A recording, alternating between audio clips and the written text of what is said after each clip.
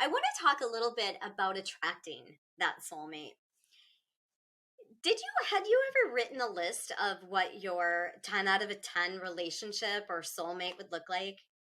It's really interesting you say that because that's exactly what I wanted to talk about, which is for me, I believe so. I've had three major relationships. My first two were my first relationship was a 10-year marriage. The second relationship was a 22-year marriage. So strong relationships. And this current one, I've been with Christian for 6 years, I think it is.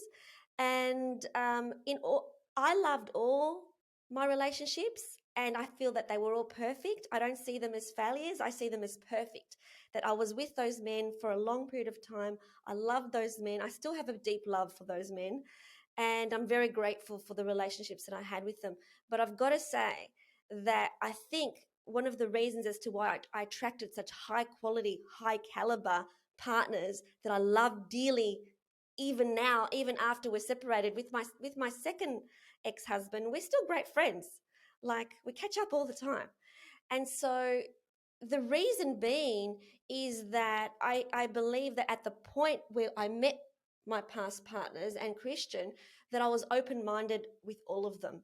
So, in other words, what I mean by open minded was they didn't have to look a certain way, have a certain height, have a certain job, have certain qualifications.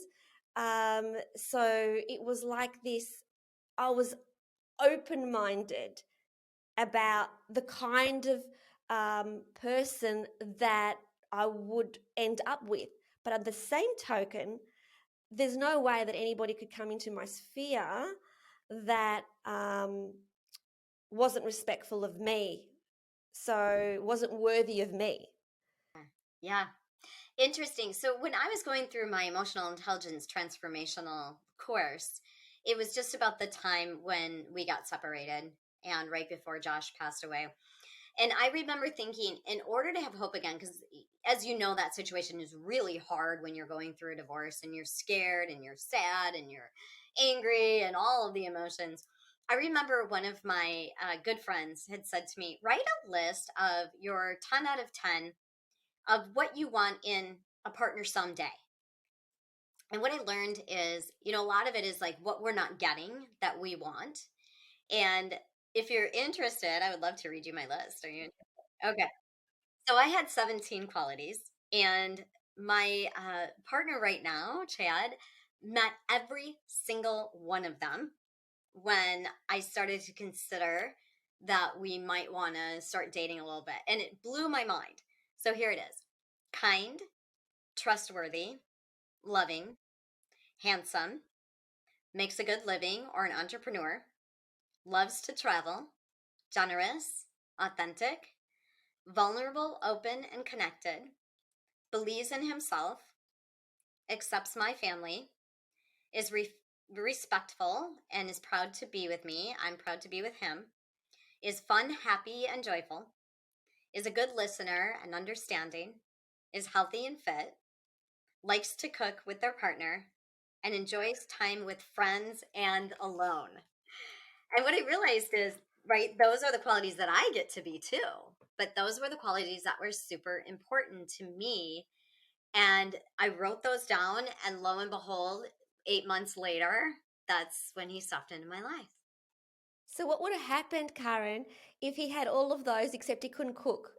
I didn't say it was a must have. It was just what my perfect 10 out of 10 was, right?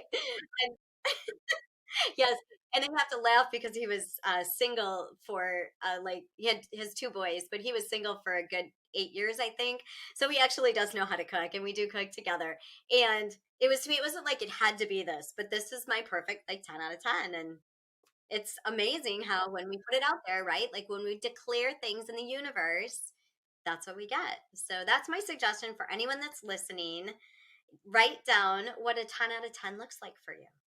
I love it. And you know what I love about that is that your way and my way is actually different and maybe even polar opposite, but we both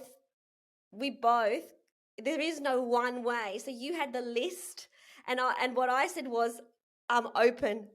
So I'm really, really open in the kind of person that will enter my world. and you had the list that worked for you and that worked for me. So it just goes to show you that really there is more than one way to attract your perfect partner, but it goes back to being really sure about who you are.